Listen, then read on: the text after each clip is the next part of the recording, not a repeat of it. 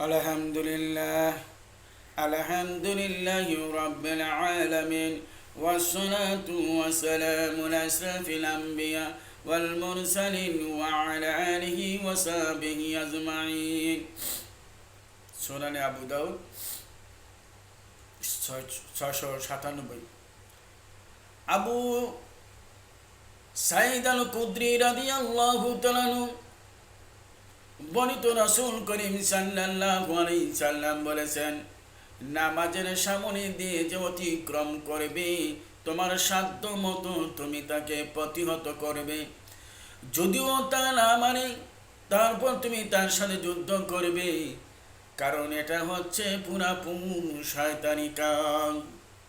খুব গুরুত্বপূর্ণ। এটা সিয়াসিতার একটি হাদিসে এসেছে। সকল হাদিসের গ্রন্থ পাবেন যে নামাজের সামনে দিয়ে যাওয়া যাবে না, যাবে না, যাবে না। সহিহ সিত্তা হাদিসের মধ্য থেকে একটি কিতাব হচ্ছে সুনানে আবু দাউদ কিতাব। আমরা যেন এটার জন্য মেনে চলি, কারণ বাংলা বলেছি, আরবি হবে, আরবি এবং ইংলিশ আলাদাভাবে হবে। বারাকাল্লাহু খাইর।